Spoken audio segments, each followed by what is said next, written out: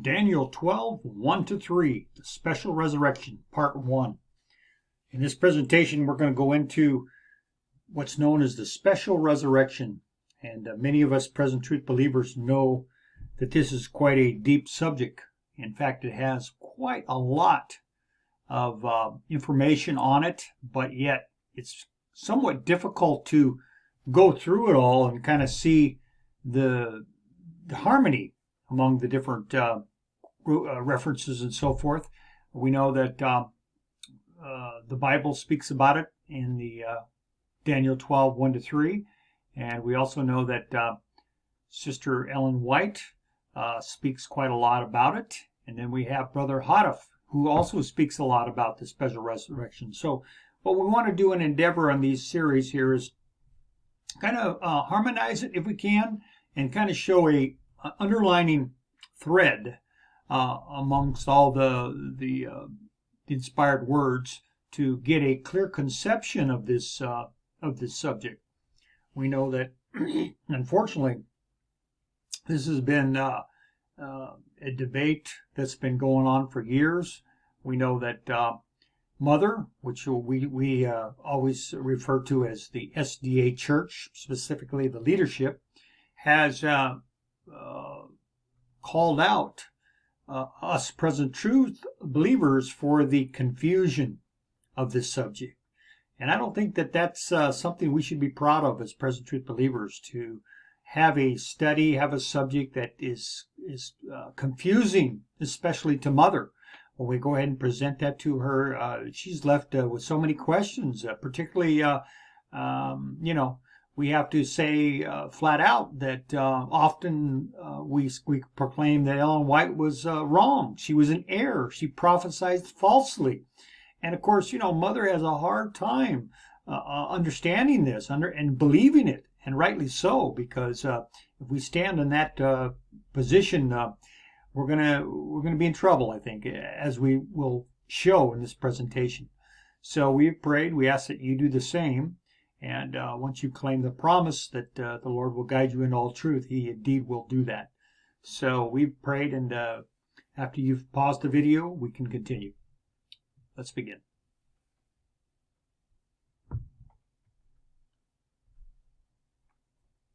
Of course, we know that this subject has its basis in Daniel 12, 1-3. And we're going to go ahead and pause. You can read this one.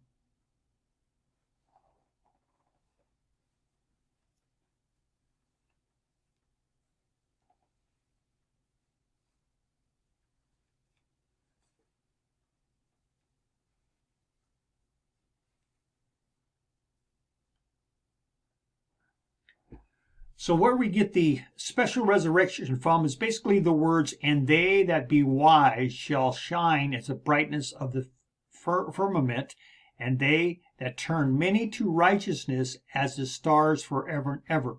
Well, we know that when somebody is raised and has the ability to turn other people to the righteousness of Christ, that has to be probationary. You cannot turn anybody in after probation is closed. So obviously this must be a time when they are raised up to be able to do that work. So this is where we have the basis for this special resurrection teaching. All right, this is the goal for the study, and that is to look closely at some inspired references of our prophetess wrote in the Golden Bowl on resurrection of Daniel 12, 1-3. To try and understand them and see the harmony of them. Our great question will be, will there be a double application of Daniel 12, 1-3? But the decision will be left with the viewer to decide. We provide some evidence of what exists on this subject from the Bible, Ellen White, and Victor Hoddif, and you, the viewer, can seek the Lord in the closet of prayer for understanding. So we want to be clear that we're not going to be dogmatic about it. We're not going to say yes for sure. We're not going to say that definitely there is, but we are going to present compelling evidence, and then you can, decide one way or another in the closet of prayer. Okay, so what we're going to do is start with spirit prophecy references, and we're going to give our comments on each of them. And of course, this one is the very well-known Great Controversy, page 637. And we'll go ahead and pause.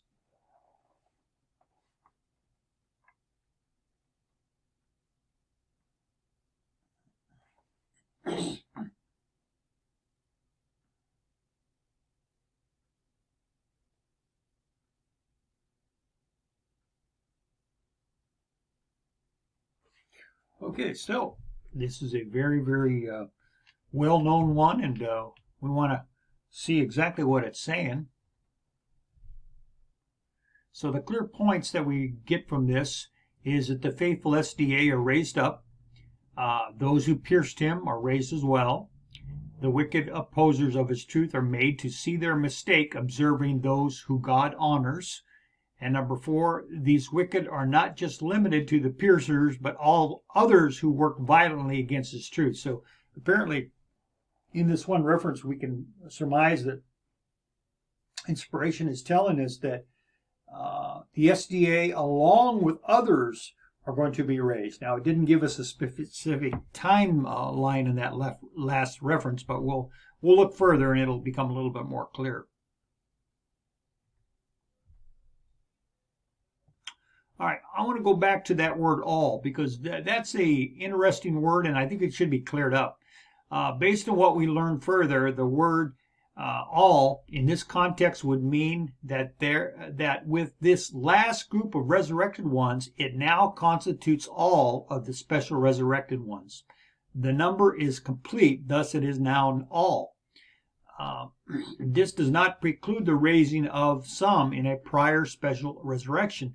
For example, if an announcer in a stadium announced, "We now have all the people come into the stadium for the game to begin," it doesn't mean that all of them came at one time. Some can come at various times, but the full number, all, had at that moment come forth. So I think this is a good understanding of how we can understand that prior Great Controversy reference. Okay, and then 2 selected messages, page 263. It was very interesting. In fact, this came up on a study today, and this is very, very one we need to focus in on. God gave me a vision last Sabbath night, which I will write. I saw that she, Mrs. Hastings, was sealed and would come up at the voice of God and stand upon the earth and would be with the 144,000. I saw we need not mourn for her. She would rest in the time of trouble. Keep those words in mind, brother. She will rest in the time of trouble. And that all who could mourn for was our loss. All that we could mourn for was our loss in being deprived of her company. I saw her death would result in good. So here we see a great, great clue about the special res. Number 1, God gave her a prophecy. She did not interpret this. This is key. For it came in a vision from God. Okay, let's remember this, brethren. This is not something that can be misconstrued. It's vision from God. A prophet or prophetess does not receive a false vision from God. Let's keep this clearly in mind. That's why that last selected message, page 263, is so powerful.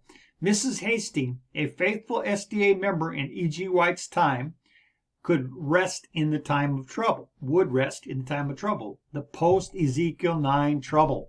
She would come up right before the appearing of Christ after the time of trouble is past, when God's subjects are safely within his premillennial kingdom. She will be with the 144,000. So we see that this gives credence to what's called the second special resurrection if we look at the different aspects of this study.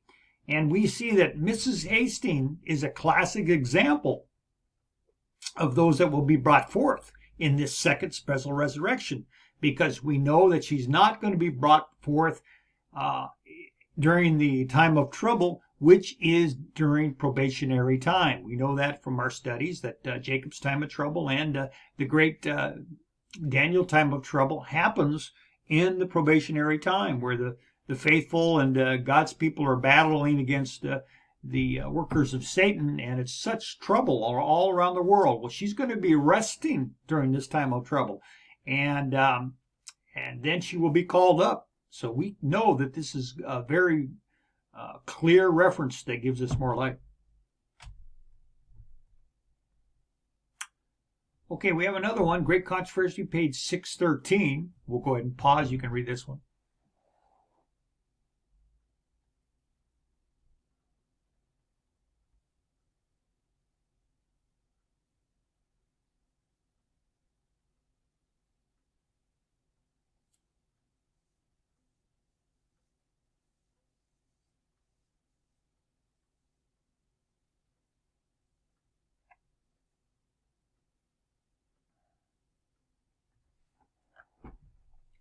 Okay, so the clear points on the last reference was the prophetess places Daniel 12:1 to the end of probation.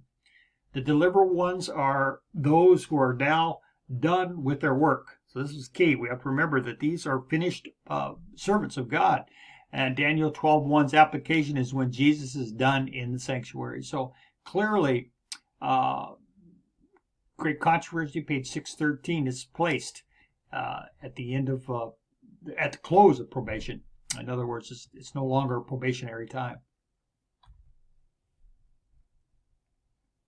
Here's another reference, Early Writings, page 285.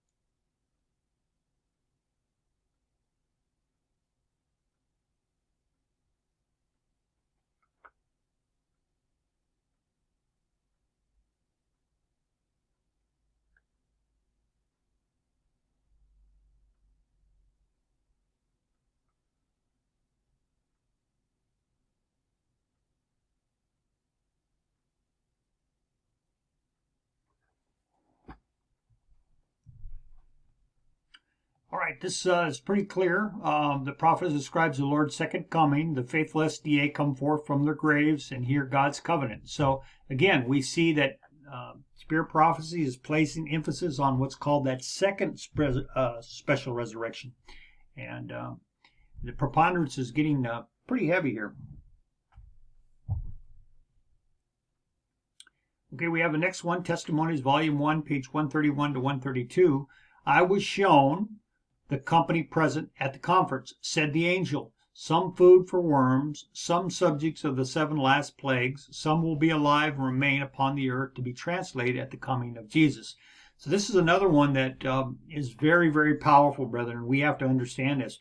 One of the things that this particular reference, along with a couple of the other prior ones, is something that Mother comes to us and would like to know clarity about this. And of course, if we're in a position of knowledge, if we know the subject of the special resurrection, we can be much more helpful in guiding her. All right, the clear points on that reference is Ellen White received a vision, not interpretation from God. Okay, now I think I should clarify that, and it was from the angel. Okay, so this prior reference was from the angel. Now, are we going to say that the angel gave a false prophecy, false testimony?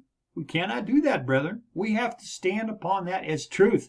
So anytime we start to say, well, Ellen White didn't have all the light, well, then you know what we're saying? The angel didn't have all the light. We cannot do that, brethren. So this is why this is important. I needed to bring this out today, is we can't be jockeying around as we have in the past and giving these weak arguments to Mother. We have to be firm and understand, know what we believe and believe what we know. Okay. Number 2, it was about her own people in her day at the conference. Number 3, she gave 3 characteristics of their fate: food for worms, subjects of the 7 last plagues, some alive, and translated at his second coming. So those are the main facts that we gather from the prior reading. And we're going to now show how we can understand some of those characteristics. All right, so I want to make some special comments on these different fates. The reference is a fascinating one because it shows the diversity of future paths they will take. The ones who will be food for worms appears to describe the wicked ones who stay dead, hence food for worms, until they rise to live in the short season, which is for 100 years.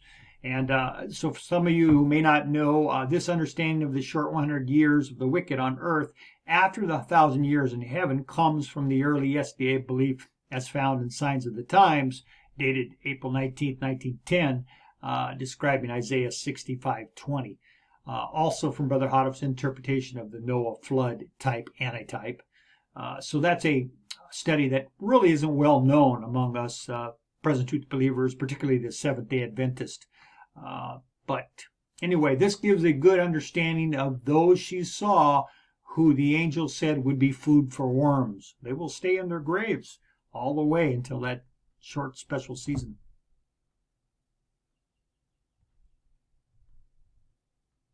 The other descriptions, plague subjects and translated ones, appears these are some of those who rise with Ellen White.